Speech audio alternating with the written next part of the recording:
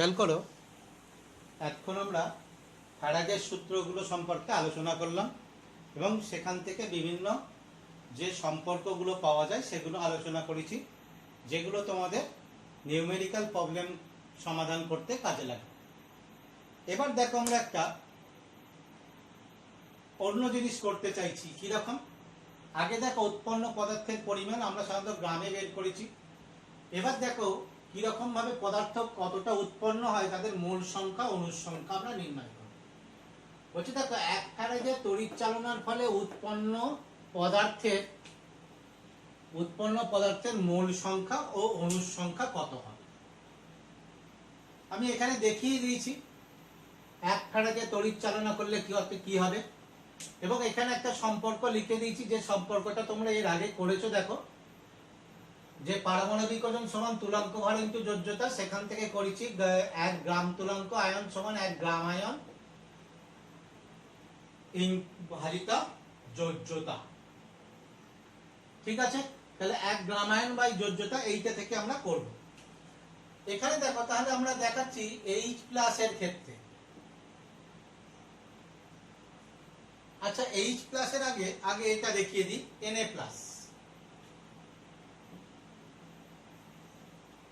Na+ এর ক্ষেত্রে এই Na+ টা কিরকম?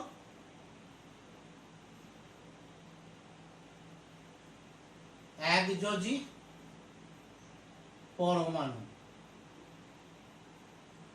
তাহলে Na+ এর ক্ষেত্রে দেখালো এটা তোমার কি হবে, যে কোনো একযোজী পরমাণুর ক্ষেত্রে। তাহলে উৎপন্ন পদার্থ কত হবে? উৎপন্ন পদার্থ 1 গ্রাম তুলাঙ্ক। আগেই বলেছি 1 ফ্যারাডে তড়িৎ চালনা করেছি, তাহলে 1 গ্রাম তুলাঙ্ক সমান কত হচ্ছে? 1 গ্রাম আয়ন বাই যোজ্যতা। খেয়াল করো, 1 গ্রাম আয়ন বাই যোজ্যতা। তাহলে এর ক্ষেত্রে যোজ্যতা কত? এত সমান 1 গ্রাম আয়ন। তাহলে 1 গ্রাম আয়ন সমান তোমরা জানো এটা কত হবে? 1 মোল আয়ন। তাহলে 1 mole ion, 1 gram ion equal to 1 mole ion. Equivalent to আমরা কি করতে পারি? n সংখ্যক বা অ্যাভোগাড্রো সংখ্যক, অর্থাৎ 6.023 ইনটু 10⁻23 এতটি আয়ন, বা বলতে পারি পরমাণু। কেন আয়ন বা পরমাণু বললাম? কারণ দেখো, উৎপন্ন হওয়া তড়িৎদ্বারা উৎপন্ন হওয়ার আগে থাকে আয়ন, উৎপন্ন হয়ে গিয়ে অর্থাৎ ইলেকট্রন গ্রহণ করার পরে এটা হয়ে যায় তোমার কি আছে? পরমাণু। তাহলে দেখো, এই Na+ এর নাই যে কোনো একযোজী পরমাণুর ক্ষেত্রে 1 ফ্যারাডে তড়িৎ চালনা করলে কত? এত আয়ন বা 1 মোল আয়ন উৎপন্ন হয়। এবার আমরা একটা অন্য ক্ষেত্রে করি। ধরো H+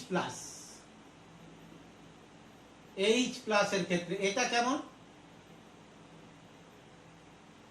একযোজী দ্বিপরমাণু গ্যাস। অর্থাৎ H+ এর ক্ষেত্রে বললো, এটা সাধারণত কার ক্ষেত্রে প্রযোজ্য? একযোজী দ্বিপরমাণু গ্যাস। তাহলে উৎপন্ন পদার্থ কত হবে?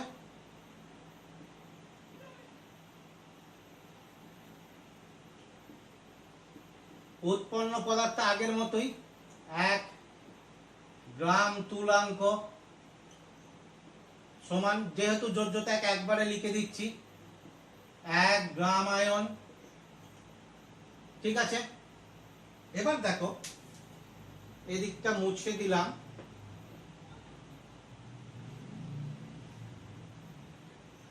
1 গ্রাম আয়ন সমান, এইটা সমান আমরা দুটো ভাবে করতে পারি।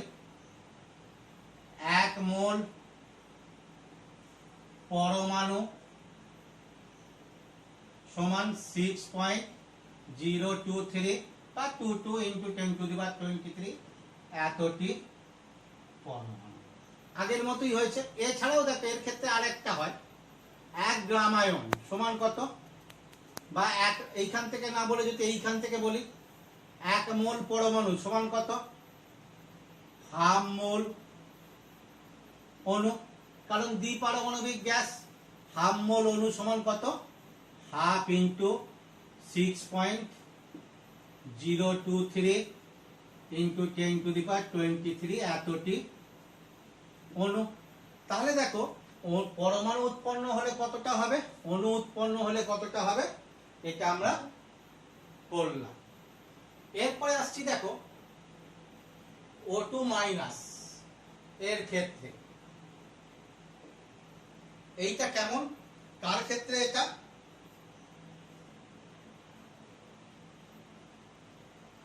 দ্বিযোজী দ্বিপরমাণু গ্যাস, দ্বিযোজী দ্বিপারমাণবিক গ্যাস। দ্বিযোজী দ্বিপারমাণবিক গ্যাসের ক্ষেত্রে যদি করি তাহলে কি হবে? এক ফ্যারাডে তড়িৎ, তাহলে উৎপন্ন পদার্থ ইকুয়াল টু কত হবে? 1 গ্রাম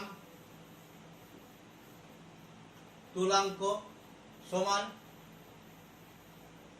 1 গ্রাম আয়ন বাই যোজ্যতা কত? যোজ্যতা 2 সমান হাফ গ্রাম আয়ন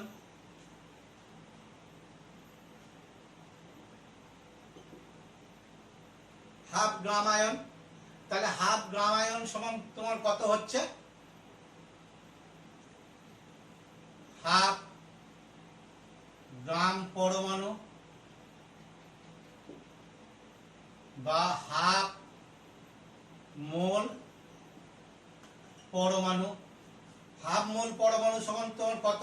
হাফ ইন্টু 6.023 ইন্টু 23 এতটি পরমাণু। আবার দেখো এর ক্ষেত্রে হাফ মোল অণু সমান হাফ ইন্টু হাফ, এই হাফ মোল পরমাণু সমান হাফ ইন্টু হাফ মোল অণু সমান 1/4 ইন্টু 6.023 ইন্টু 10⁻23 এতটি অণু। ঠিক আছে, তাহলে এতটি অণু আমরা অক্সিজেনের ক্ষেত্রে হলে এতটি অণু পাবো। এবার একটা অন্য আয়নের ক্ষেত্রে যাই।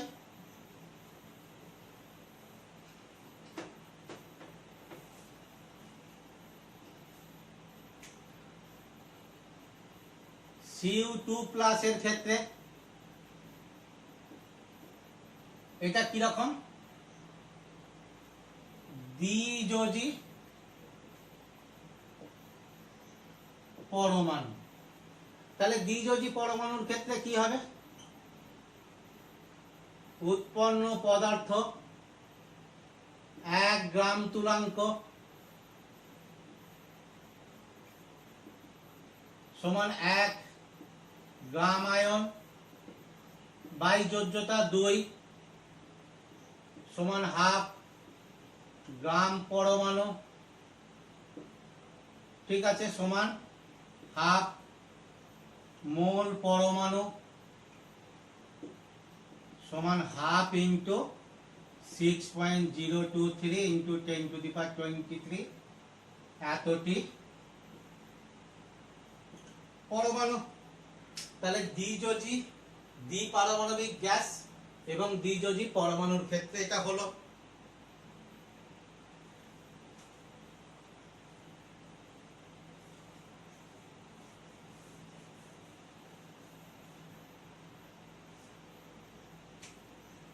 দেখো এবার অ্যালুমিনিয়াম 3+ এর ক্ষেত্রে কি? এটা ত্রিযোজী পরমাণু। তাহলে ত্রিযোজী পরমাণুর ক্ষেত্রে কি হবে?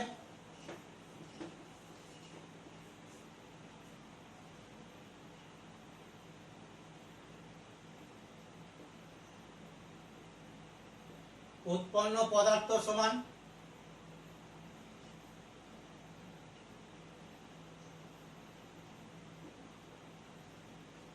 1 গ্রাম তুলাঙ্ক সমান দেখো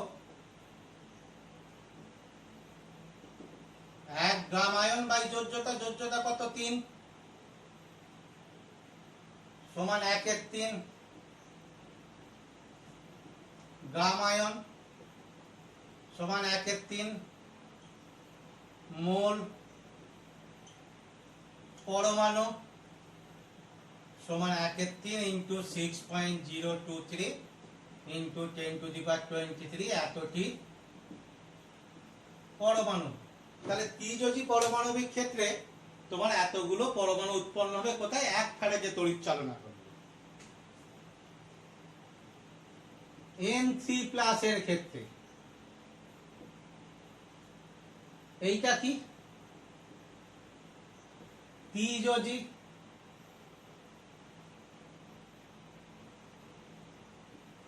দ্বিপারমাণবিক গ্যাস। তাহলে ত্রিযোজী দ্বিপারমাণবিক গ্যাসের ক্ষেত্রে 1 ফ্যারাডে তড়িৎ চালনা করলে উৎপন্ন পদার্থ 1 গ্রাম তুলাঙ্ক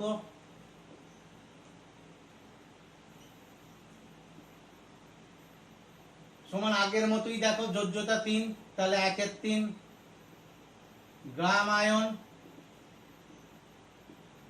সমান 1/3 মোল পরমাণু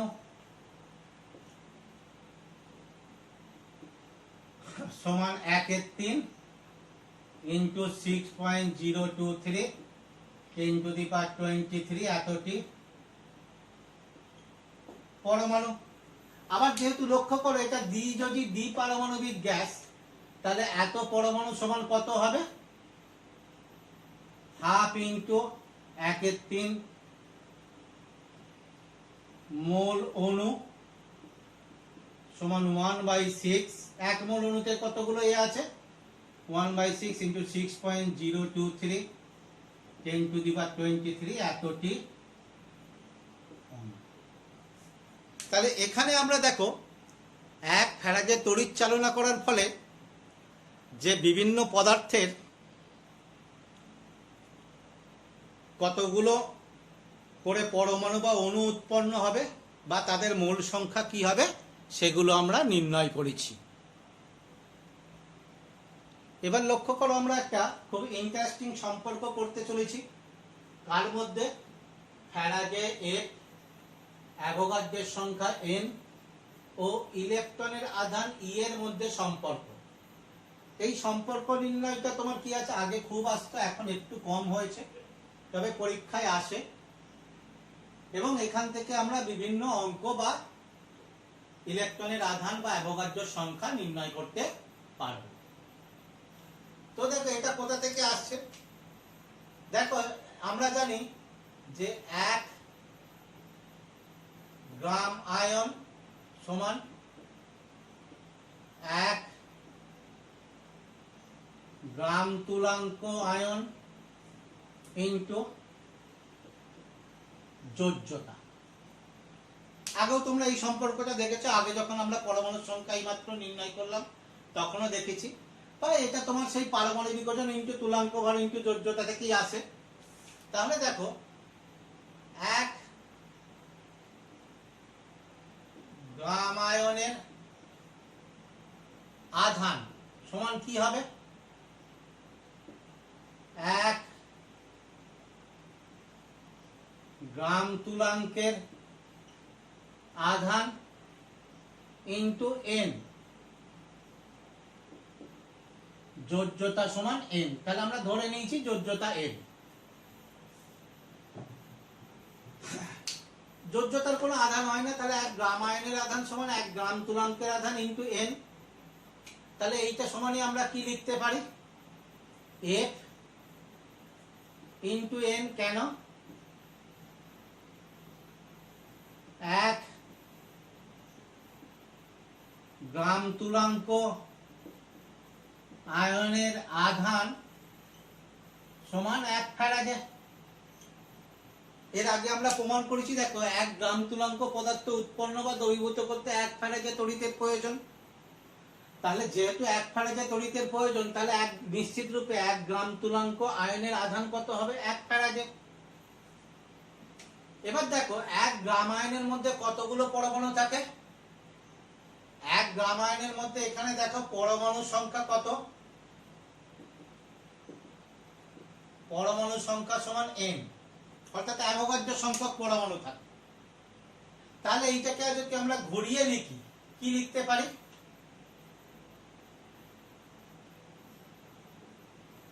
n যোজ্যতা,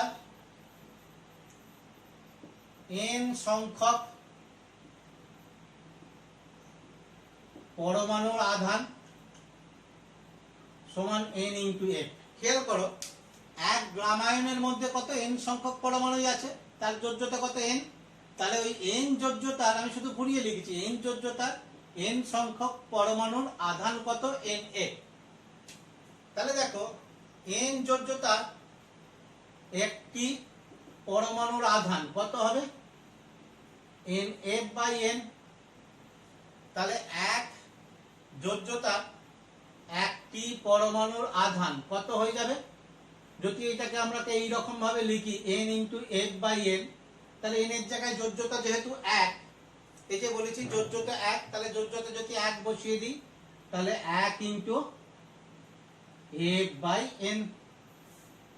তাহলে 2 যোজ্যতার একটি পরমাণুর আধান কত হবে?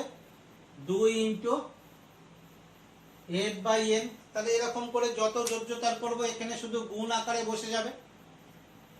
n যোজ্যতার ক্ষেত্রে তোমরা দেখতে পেয়েছো n into f by n। এবার দেখো এইটাকে আমরা লিখছি, আর একটু ভালো করে লিখে দিলাম, এটা হচ্ছে তোমার f বাই n। এই কেন লিখলাম? এইটা কি ইন্ডিকেট করতে চাইছি? বলছে দেখো এই আধানটা, এই পরিমাণ আধানটা হচ্ছে আয়নের ক্ষুদ্রতম আধান, বা এটাকে আরেকটু বলতে পারি মৌলিক আধান। এইটাকে বলতে পারি মৌলিক আধান। কেন মৌলিক আধান? কেন? কারণ কোন আয়নের আধান এর থেকে কম হতে পারে না। কেন কম হতে পারে না? কারণ দেখো এটা হচ্ছে কি 1 যোজ্যতার একটি পরমাণুর আধান। ভালো করে খেয়াল করো, পরমাণু কি হচ্ছে 1 এর অর্ধেক হতে পারে না, বা 1 এর থেকে কম হতে পারে না। তাহলে একটা পরমাণু,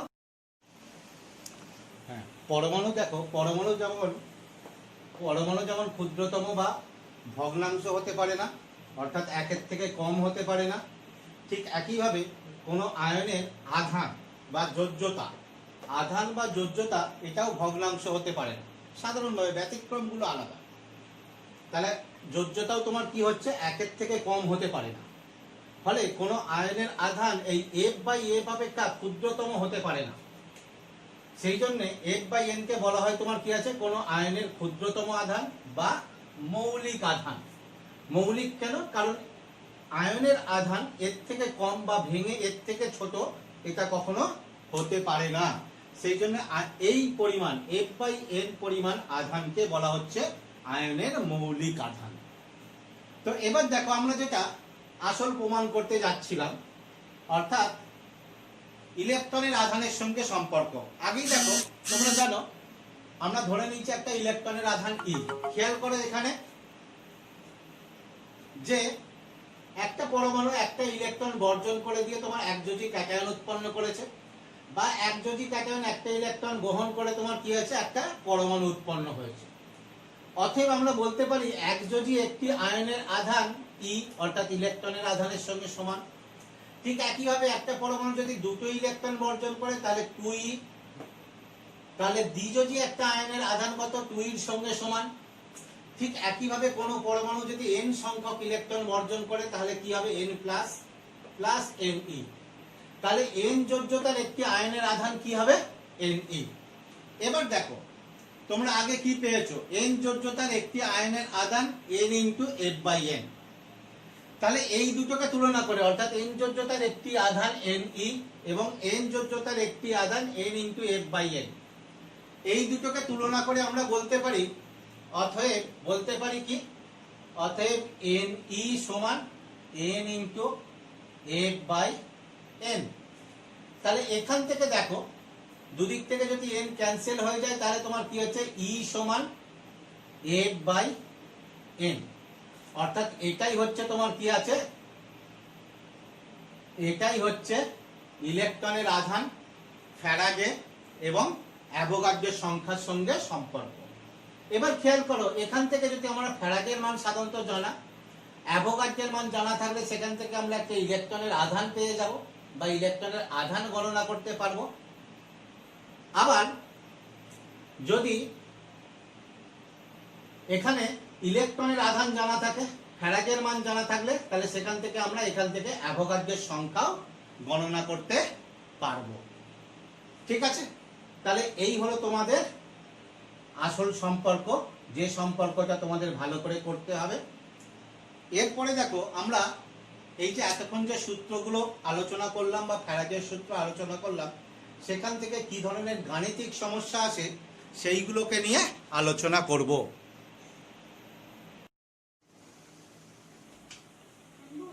এবার আমরা দেখো কতগুলো গাণিতিক সমস্যা সমাধান করব এবং এই গাণিতিক সমস্যাগুলো কিভাবে সহজে সমাধান করা যায় সেগুলো খেয়াল করবে।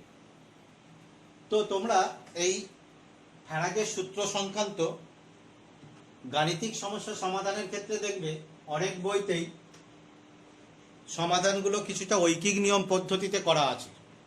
তোমরা চেষ্টা করবে ঐকিক নিয়ম পদ্ধতিটা বাদ দিয়ে সূত্রগুলো প্রয়োগ করে করতে। তা আমরা এখানে দেখো একটা গাণিতিক সমস্যা লিখেছি, খেয়াল করো কি আছে, বলছে 80 সেমি স্কয়ার ক্ষেত্রফল বিশিষ্ট একটি ধাতব তলকে সিলভার নাইটের দ্রবণের মধ্যে রেখে মানে দ্রবণে নিমজ্জিত করে 2 ঘন্টা ধরে 3 অ্যাম্পিয়ার তড়িৎ চালনা করলে ওই তলের উপর, আচ্ছা এখানে একটা ওই যুক্ত করে দিই, করলে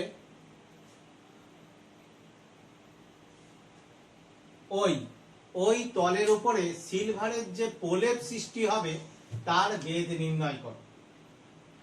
অর্থাৎ একটা সিলভার তলকে নেওয়া হয়েছে যার সমগ্র তলটা, অর্থাৎ সব দিক মিলিয়ে তলটার ক্ষেত্রফল 80 সেন্টিমিটার সিলভার নাইটের দ্রবণের মধ্যে নিমজ্জিত রাখা হয়েছে, রেখে তাতে 3 অ্যাম্পিয়ার তড়িৎ কত 2 ঘন্টা ধরে চালনা করা হচ্ছে, তাহলে ওর উপরে যে সিলভারের প্রলেপ সৃষ্টি হবে তার বেদ নির্ণয় করতে হবে। তাহলে করব কি, সহজেই দেখো, ধরি যেহেতু সবগুলো তোমার সিজিএস এককে আছে,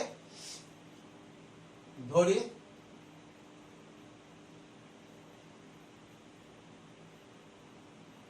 প্রলেপের বেদ সমান 1 সেন্টিমিটার। তাহলে দেখো প্রলেপের বেদ যদি 1 সেন্টিমিটার হয় তাহলে তোমার কি হবে,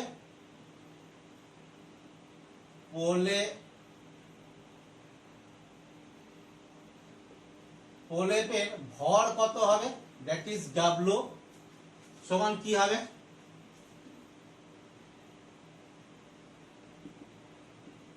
আয়তন গুণিত ঘনত্ব।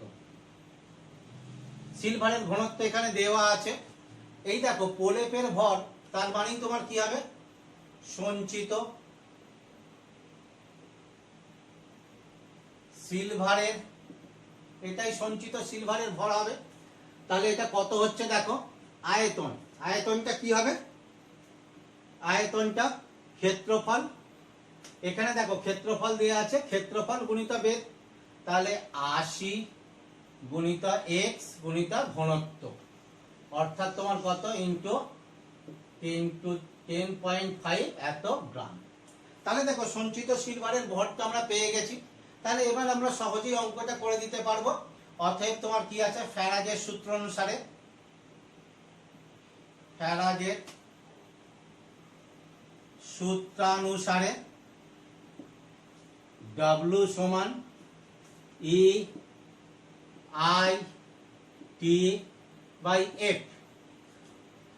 ঠিক আছে, তাহলে এখানে মানগুলো সব বসিয়ে দিই দেখো। অতএব W সমান কত, এইটা, অর্থাৎ 80 গুণিত x গুণিত 10.5, ই সিলভারের ই কত 108, আই কত প্রবাহ চালনা করা হয়েছে 3 অ্যাম্পিয়ার, কত সময় ধরে খেয়াল করো 2 ঘন্টা, তাহলে 2 ঘন্টা তাতে যদি আমি সেকেন্ডে নিয়ে যাই তাহলে 3600 বাই এফ অর্থাৎ 96,500। তাহলে এইটা হলো। এবার দেখো এখান থেকে যদি আমি দুটো করে জিরো নেগলেক্ট করে দিই তাহলে অতএব বা x সমান কত হচ্ছে, তাহলে x সমান 108 3 2 36 বাই 965 ইন্টু 80 ইন্টু 10। এইটা এর ক্যালকুলেশন করলে দেখবে এর মানটা আসবে হচ্ছে তো 0.029, এইটা 29। তাহলে দেখো প্রলেপের বেদ অতএব প্রলেপের বেদ সমান কত হবে, 0.029 সেন্টিমিটার। এটাকে আমরা মিলিমিটারে নিয়ে চলে যেতে পারি, অতএব 0.29 মিলিমিটার। এটাই হবে তোমার কি আছে, যে সিলভারের আস্তরণ সৃষ্টি হবে সেই আস্তরণের প্রলেপের বেদ। পরের অঙ্কটা খেয়াল করো, দেখো বলছে সিলভার নাইট্রেটের জলীয় দ্রবণে যে পরিমাণ তড়িৎ পাঠালে 10 গ্রাম ধাতব সিলভার তড়িৎ দ্বারে জমা হয়, একই পরিমাণ তড়িৎ একটি গোল্ড লবণ, গোল্ডের অজানা লবণ, গোল্ডের লবণে এর জলীয় দ্রবণে পাঠালে এত গ্রাম গোল্ড জমা হয়। তাহলে ওই লবণে গোল্ডের আধান বা যোজ্যতা, এটা দেখো যে কোনো একটা দিয়ে থাকবে, হয় আধান বা যোজ্যতা দিয়ে, দুটো একই জিনিস, যা আধান তাই যোজ্যতা হবে, সেই জন্য আমি দুটো অবলিক দিয়ে দেখিয়ে দিয়েছি। তাহলে ওই আধান বা যোজ্যতা গোল্ডের লবণে গোল্ডের আধান বা যোজ্যতা কত হবে, তাহলে সেটা আমাকে নির্ণয় করতে হবে। তাহলে আগের মতোই দেখো, ধরা যাক গোল্ডের, আচ্ছা ব্যাকেটে লিখে দিচ্ছি লবণে, মানে ওই লবণে গোল্ডের যোজ্যতা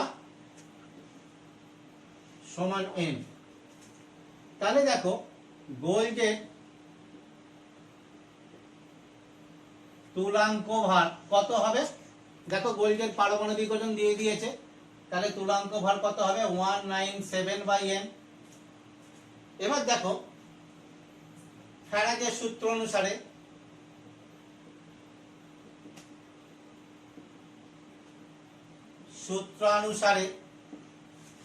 ফ্যারাডের সূত্র থেকে আমরা কি পাচ্ছি, W সমান EQ বাই F। প্রচলিত মিনিং গুলো তোমরা জানো। তাহলে দেখো এইটা যখন আমরা সিলভারের ক্ষেত্রে করব, তাহলে তোমার কি হবে, দ্যাট ইজ W সিলভার সমান কত,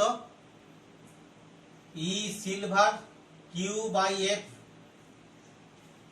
এটাকে আমি 1 নম্বর দিলাম। যদি গোল্ডের ক্ষেত্রে করি, আচ্ছা লিখে দিচ্ছি গোল্ডের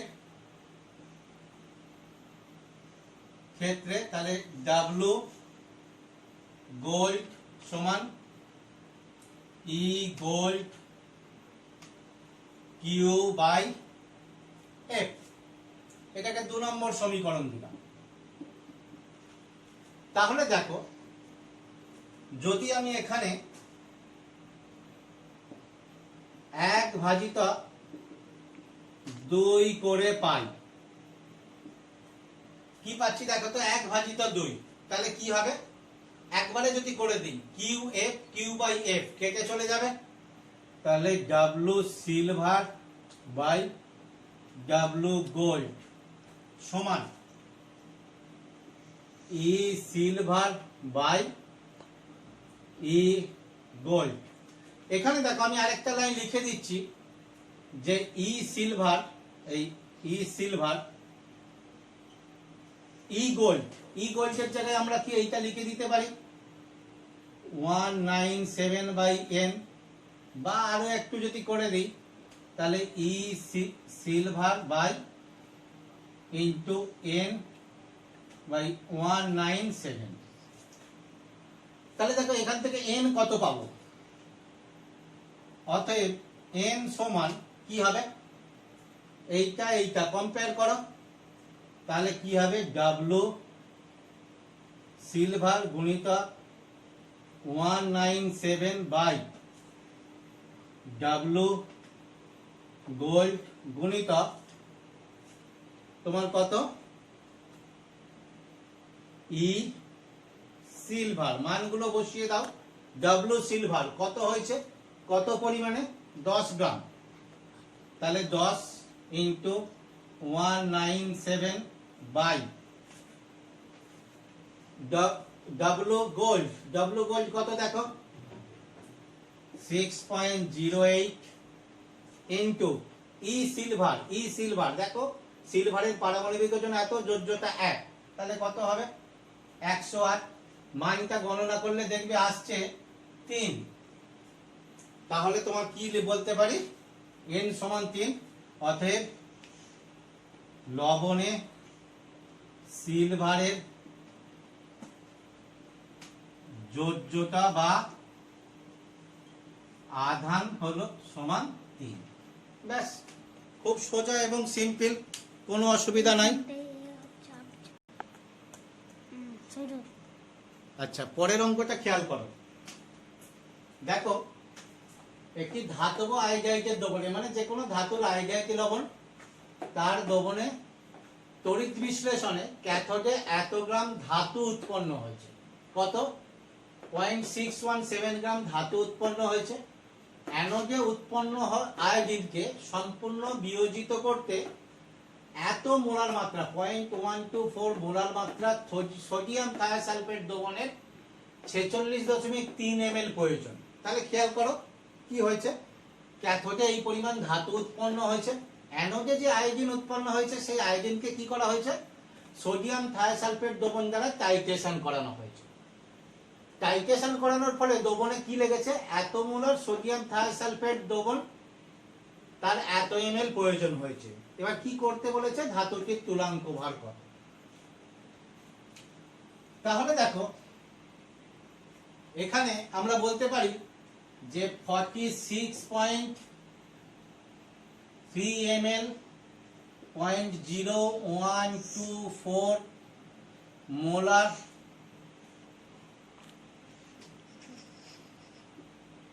থায়োসালফেট দ্রবণ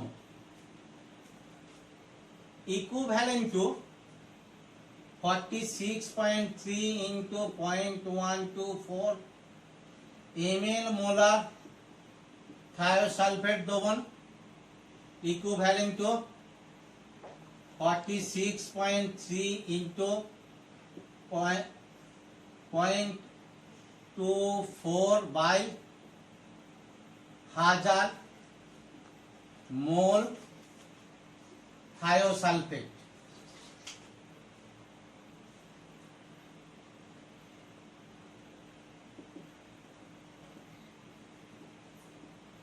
হাজার মোল থায়োসালফেট, তাহলে এত মোল থায়োসালফেট। এবার দেখো যেহেতু আয়োডিন পরমাণু থায়োসালফেটের সঙ্গে মোলার অনুপাতে বিক্রিয়া করে, তাহলে এটাকে বলতে পারি তোমার কি আছে 0.46 into 3.124 by 1000 এত মোল আই পরমাণু, কালো পেনটা আই পরমাণু সমান 46.3 into 0.0124 by 1000 into এত মোল, তাহলে তার পারমাণবিক ওজন দিয়ে ভাগ করে দিই 127 এত গ্রাম আয়োডিন।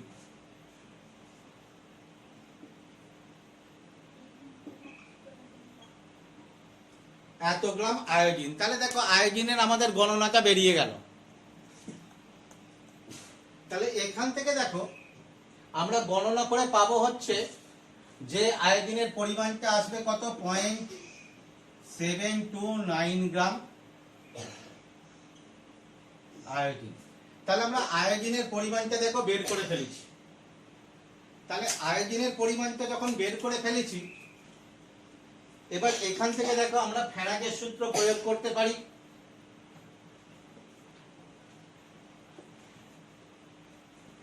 তাহলে খেয়াল করো, ফ্যারাডের সূত্রানুসারে, তাহলে দেখো ডব্লু মেটাল, অর্থাৎ মেটালের ক্ষেত্রে যদি ডব্লু হয়, ডব্লু মেটাল সমান কত, ই মেটাল কিউ বাই এফ, যেখানে ই মেটাল সমান ধাতুর তুলাঙ্ক ভার, ডব্লু আয়োডিন সমান ই আয়োডিন কিউ বাই এফ। তাহলে এটাকে 2, এটাকে 1 যদি দিয়ে রাখি,